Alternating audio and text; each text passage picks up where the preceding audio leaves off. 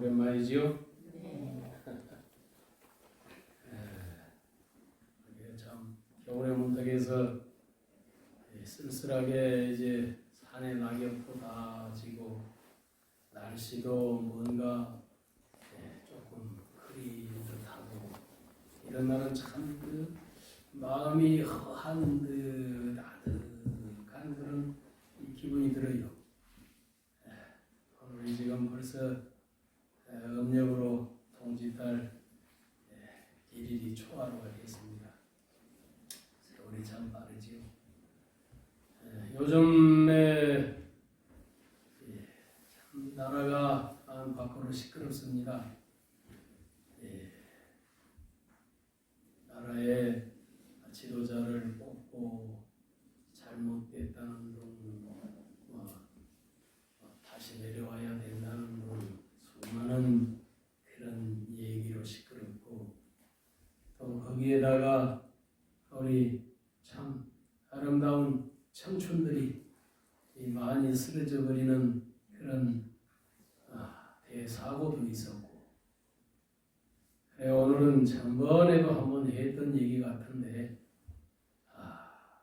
그 기토하는 부모님의 마음, 어린아이를 잃고 그 가슴 찢어지는 아픔에 그런 것이 다 알고 보면은 인과법에 따른 그런 게 아닌가.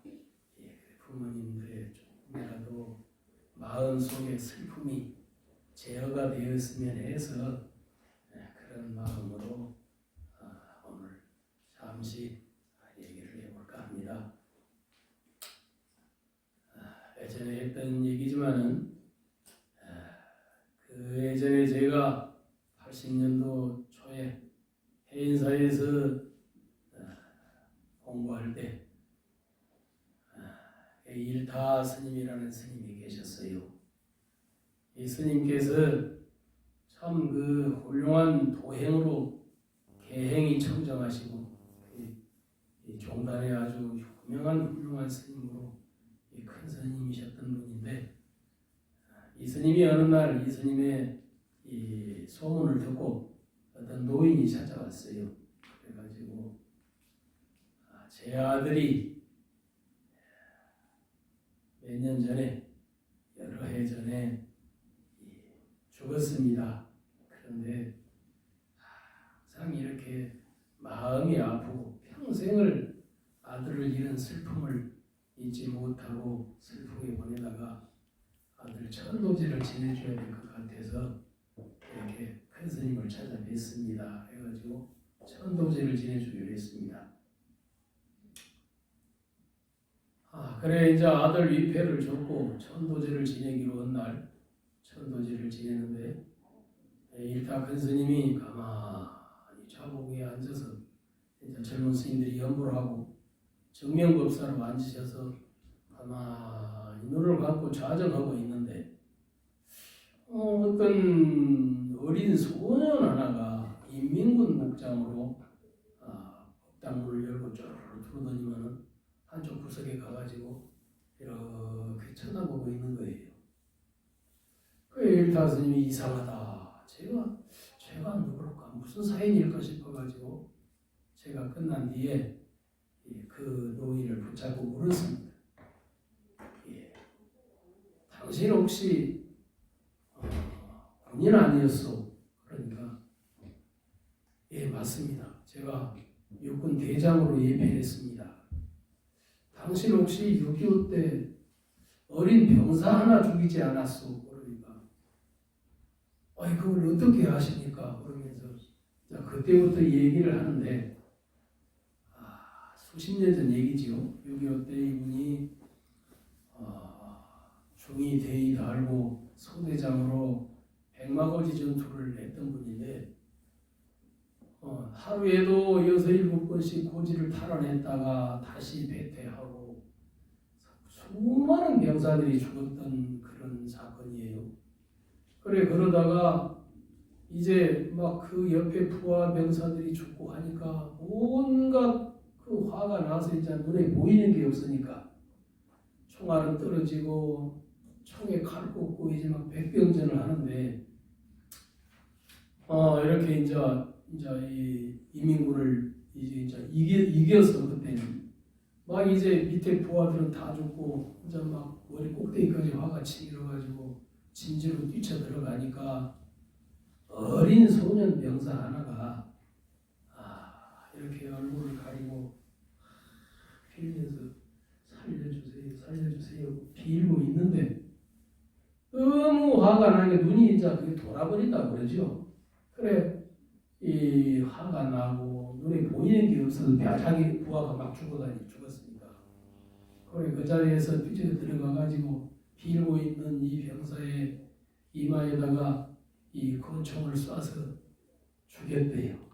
그래 이 눈을 뜨고 원망하는 표정으로 죽어가는데 이렇게 보니까 한 14살이나 되는 소년이었더라 이 말이야. 그래서 너무 이 사람도 충격을 받고 거기서 한동안 내가 미쳤구나 하고 넋을 잃고 아이 병사한테 미안하다 하고 이제 사죄를 했다고 그런 일이 있었다고. 그러면은 당신 아들은 어땠습니까? 그러니까 아들이 태어나서 얼마나 착한 아들인지 태어나서 어머니 아버지 잠 못 자게 운 적도 없고 항상 벙실벙실 웃고 오줌 가리고 똥 가리고 항상 그렇게 살다가 초등학교 때부터 공부 잘하기를 그야말로 수재가 났다고 할 정도로 공부 잘하고 선생님 말 잘 듣고 한 번도 부모님 속을 썩여 본 적도 없고 그러다가 서울대를 수석으로 들어가서 서울대 법학대학을 수석으로 들어가서 3학년 때 이 사실을 합격을 했대요. 사실을 합격을 해서 그러니까 완전한 아들이지요. 완전한 아들. 사실을 합격하고 이제 4학년 때 졸업을 앞두고 어느 날 서울의 저 덕수궁 길을 걷다가 갑자기 툭 쓰러져가지고 죽었어요. 아무 이유도 없이. 그러니까 요즘 말로 졸사를 한 거죠. 졸지에 죽었다는 졸사.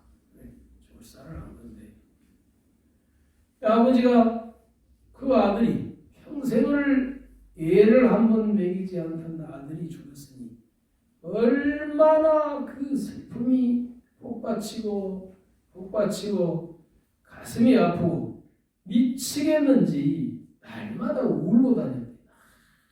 내가 뭔 죄를 지어서 전생에 뭔 죄를 지어서 이런 아들을 데려가느냐. 나를 데려가지.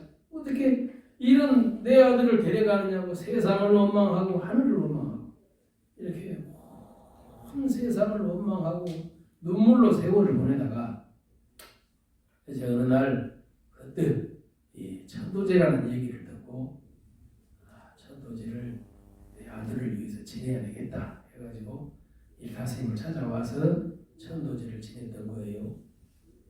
일타스님이 하시는 말씀이 소년병사가 당신 아들로 환생했어 이렇게 얘기했습니다. 그래 이 인과법이라는 게 이렇게 무서운 거예요. 이 세상에 선연만으로 이어지는 인과가 없고 선연과 악연이 같이 이어지는 게 인과법인데 부모와 자식 간에도 항상 좋은 인연만으로 부모 자식이 태어나는 경우는 없습니다.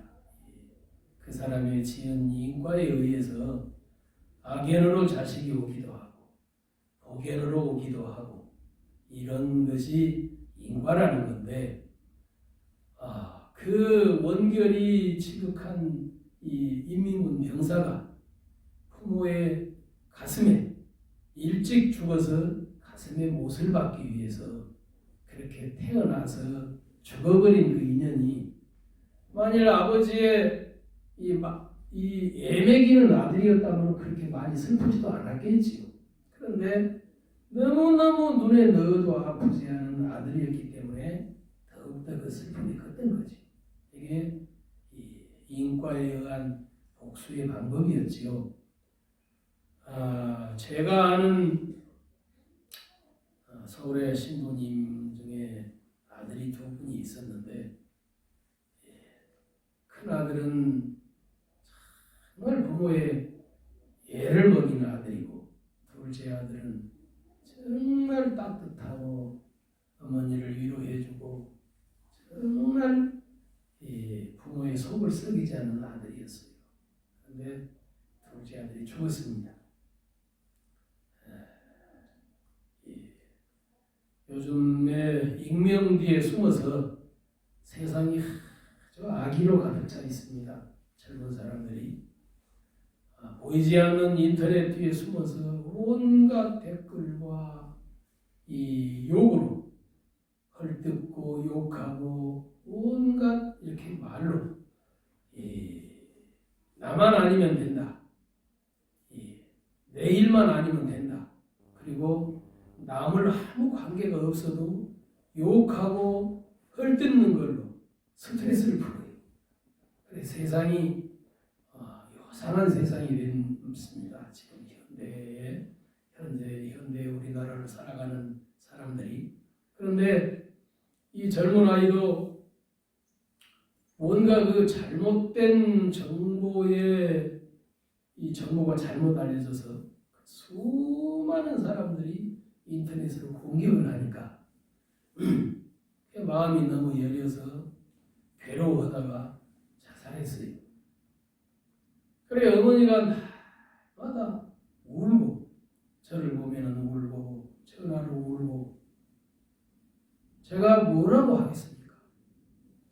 제가 또 광주에 사시는 신부님 한 분이 아들 하나 그 다음에 중간에 딸 또 아들 하나 이렇게 자식이 셋인데 둘째인 딸이 15살 중학교 2학년 때 14살인가요? 학교에서 이지매를 당하고 괴롭힘을 당하고 학교 고층에서 떨어졌어요. 그래가지고 병원에서 6개월을 투병 생활을 하다가 자기가 본인이 자기 입으로 떨어진 것도 아니고 누가 뒤에서 밀어서 떨어졌다 이렇게 얘기를 했는데도 조사가 제대로 되지 않았습니다. 그리고 이 아이가 6개월을 병상에서 투병하다가 결국 죽었어요. 그리고 어머니가 3년을 아이를 잊지 못하고 울고 저를 찾아와서 아침에 와서 울고 다음 날까지 울고 가요. 그래서 그런 걸 보고 마음이 아프고 그러다가 어느 날 이제 그랬던 막내가 자라서 고등학교 3학년이 되고 학교에서 공부도 열심히 하고 운동도 열심히 하고 착한 아이였는데 졸업을 앞두고 시험이 끝난 입시 시험이 끝나고 기쁜 마음에 친구들과 동복 저수지를 놀러 갔다가 물에 빠져 죽었습니다. 그때 제가 용사에서 겨울왕거 중이었는데 그 얘기를 듣고 하도 기가 막혀서 그 병원으로 갔더니 어머니는 거의 넋이 나가버린 상태였고 아버지는 한쪽에서 담배만 피워대다가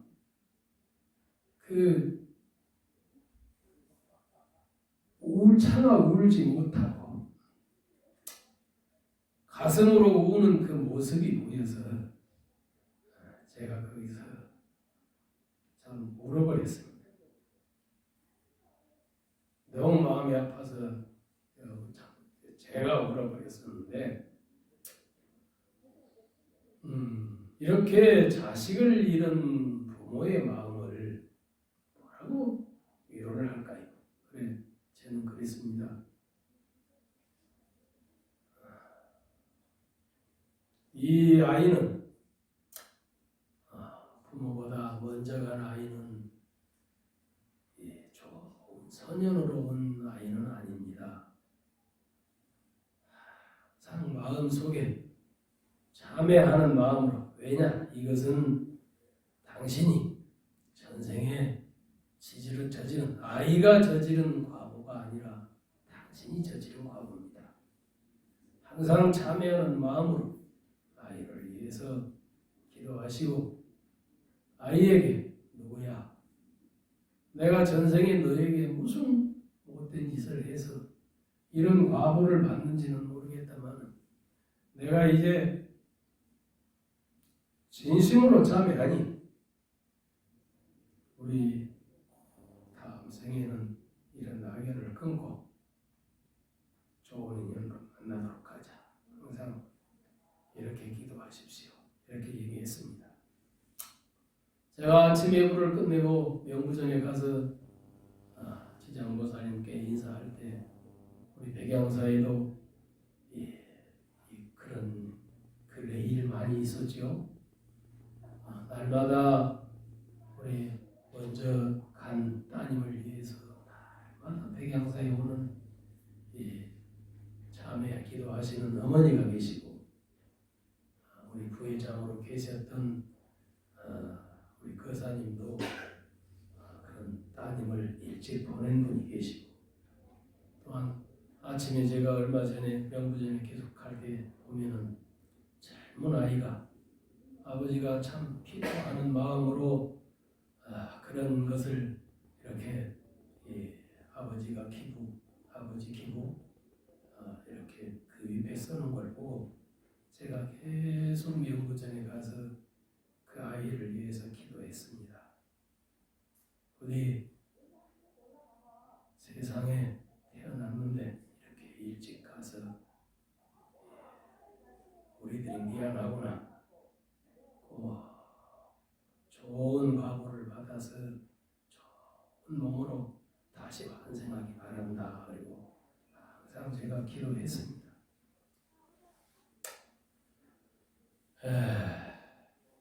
얼마 전에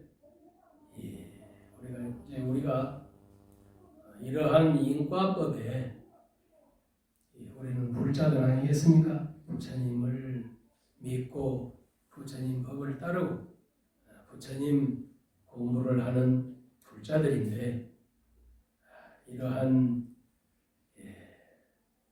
인과법의 이 소치다. 항상 모든 것은 내가 현 시대에 태어나서 이러한 상황을 보는 것도 나의 인과입니다. 그래서 항상 이런 걸 생각하고 불자들은 항상 인과를 두려워해야 됩니다. 내가 말 한마디, 행동 하나, 남을 흉보고 남을 겁박하고 남에게 안 좋은 소리하고 이 모든 것이 다 나에게 그대로 쌓여서 돌아오는 인과라는 것, 이것에 대해서 항상 잊지 말아야 됩니다. 얼마 전에 윤석열 대통령 행정비서관이라는 분이 윤 대통령께서 좋은 말씀 좀 듣고 오라고 했다고 찾아갔습니다. 여러 가지 상황도 살필 겸. 그래서 제가 그런 이야기를 해드렸습니다. 미움을 미움으로 갚으면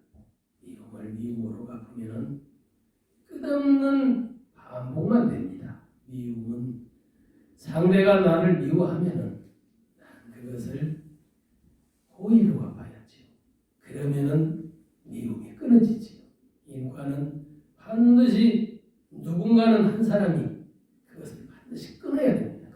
그러면은 그걸 아는 우리 불자가 끈두렁두리게 하죠. 생판 인과법을 모르는 사람들한테 그것을 바라기는 어렵잖아요. 인과법을 아는 우리가 이 모든 것이 다 인과다 이렇게 생각해서 미움을 좋음으로 호의로 갚아질 때 그 악업의 고리가 끊어지는 거죠. 그래서 제가 아버지가 그렇게 얘기했습니다. 미움을 미움으로 갚지 마시고 항상 나를 싫어하는 사람을 나를 좋아하게 만드십시오. 나를 좋아하게 만드는 것이 나를 싫어한다고 해서 똑같이 싫어하게 되면은 그것은 성인의 길이 아닙니다. 왜?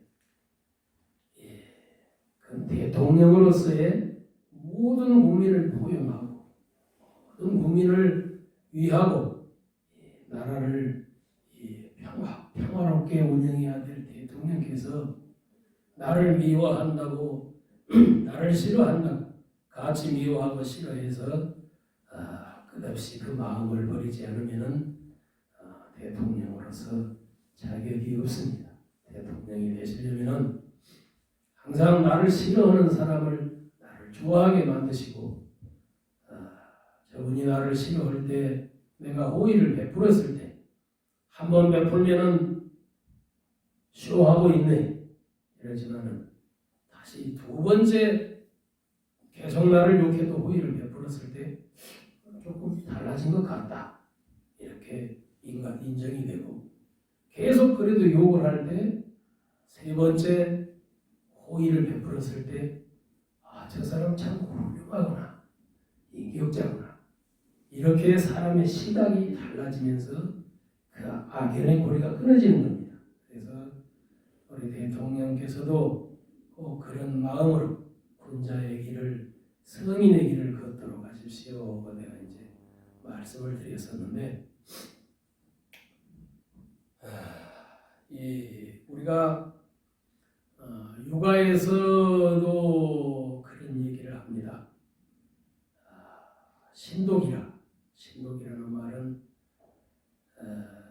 여러 사람이 있을 때 다른 사람의 원래 이제 수행을 대중이 시켜준다고 그러죠. 여러 사람이 있을 때는 스스로가 행동을 삼가하고 사람들의 욕먹지 않기 위해서 수행을 열심히 해야 돼요. 행동을 삼가하기 때문에 수행을 대중이 시켜준다 이렇게 얘기를 하는데 또한 대중이 시켜주는 이 수행이 어느 정도의 경지에 들어가면 육아에서 고공자님 말씀하셨던 신독이라는 말 스스로가 홀로 있을 때 삼가한다 그런 뜻입니다.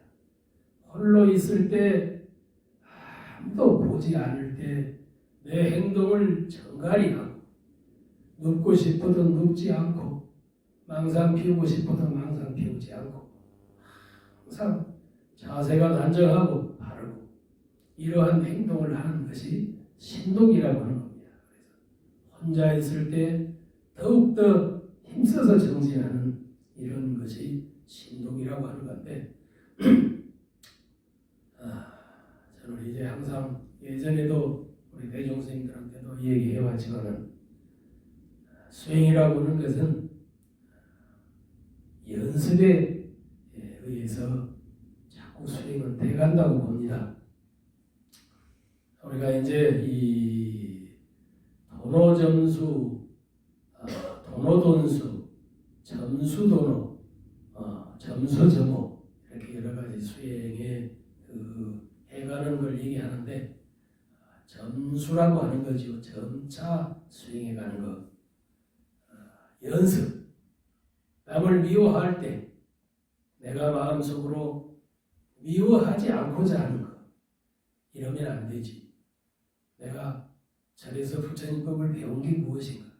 미워질 때 이런 미운 마음을 내 스스로가 삼가해야지. 이렇게 자꾸 한 번 연습하고 두 번 연습하고 이러면은 세월이 흐르면은 자연스럽게 사람의 마음이 수행이 돼갑니다. 그래서 저 사람이 나를 미워해도 자연스럽게 거기서 화내기보다는 저 사람이 왜 나를 미워할까? 이런 부분은 내가 잘못이 있었구나. 이렇게 스스로가 항상 자기를 돌아보게 되고 수행을 하게 됩니다. 그래서 항상 수행은 연습이라는 것. 우리가 인과를 쌓지 않기 위해서는 항상 미움이 오면 미움으로 받지 않고 미움이 오면은 따뜻함으로 고마움으로 오히려 감사함으로 상대를 오히려 나를 좋아하게 만드는 것, 이것이 수행이고 우리 불자들이 걸어가야 할 길이 아닌가 그렇게 생각합니다. 우리 부처님을 믿고 따르는 제자들은 항상 인과를 중요하게 생각하고 언제나 내가 지나가는 내 행동에는 눈 위에 발자국을 남기고 걸어가듯이 반드시 인과가 발자국처럼 선명하게 내 뒤에 따라온다는 것을 항상 기억해야 됩니다. 그랬으면 저절로 행동이 조심해지고 신독이 되고 남을 따뜻하게 사랑하는 그런 마음이 저절로 성장될 거라고 생각합니다. 오늘 이것으로 얘기를 마치겠습니다.